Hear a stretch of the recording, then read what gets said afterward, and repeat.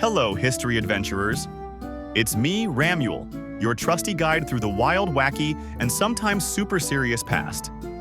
Today, we're diving headfirst into the action-packed era of 150 AD to 170 AD. We'll witness the Roman Empire battling plague and war, peek into a dramatic Chinese court, and learn about a brilliant Christian leader who fought for truth.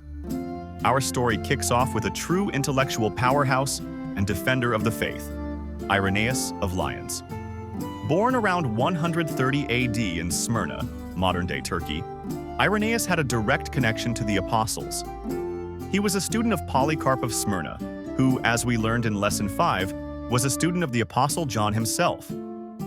This made Irenaeus a super important link in passing down the original Christian teachings.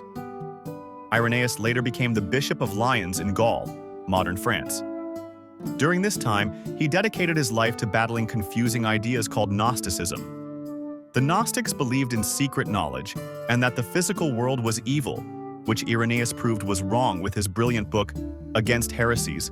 This era also saw the heroic martyrdoms of two other Christian giants we've discussed, Saint Justin Martyr and Polycarp of Smyrna.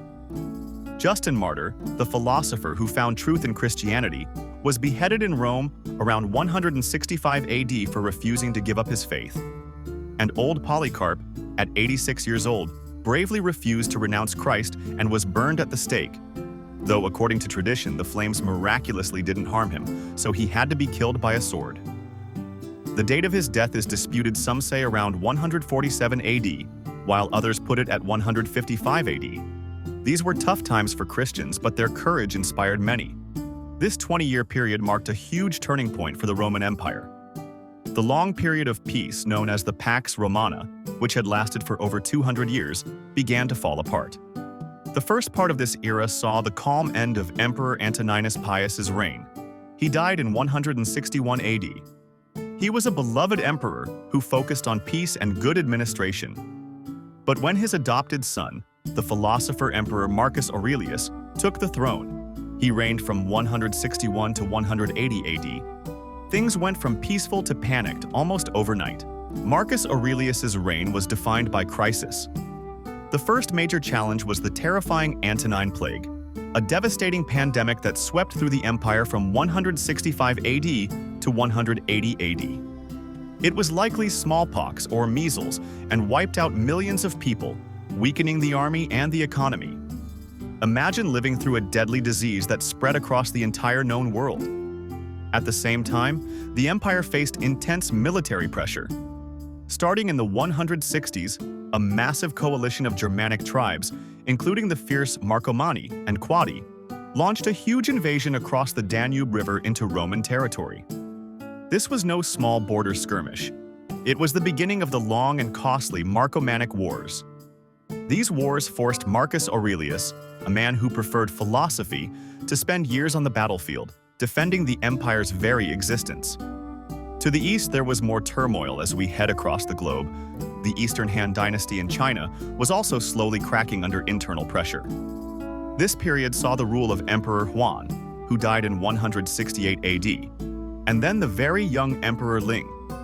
The imperial court was a hotbed of corruption and power grabs. Powerful eunuchs, palace servants who were castrated and often gained immense influence because they couldn't have their own families, making them seem more loyal to the emperor, gained huge authority. This led to bitter conflicts with honest officials and scholars, a struggle known as the partisan prohibitions. Think of it like a massive ancient political scandal. This period of internal fighting, combined with devastating floods and famines, greatly weakened the dynasty. It was slowly but surely paving the way for the massive Yellow Turban Rebellion and the eventual collapse of the Han Dynasty. Now let's head a little further east into Japan. This period falls near the transition from the Yayoi period to the Kofun period.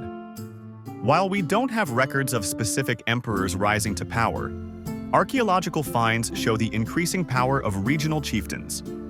This was the beginning of the powerful tumulus building, giant burial mounds, culture that would define the Kofun period and lead to the eventual emergence of a more unified Japan. As you can see, a lot was happening in the world between 150 AD to 170 AD.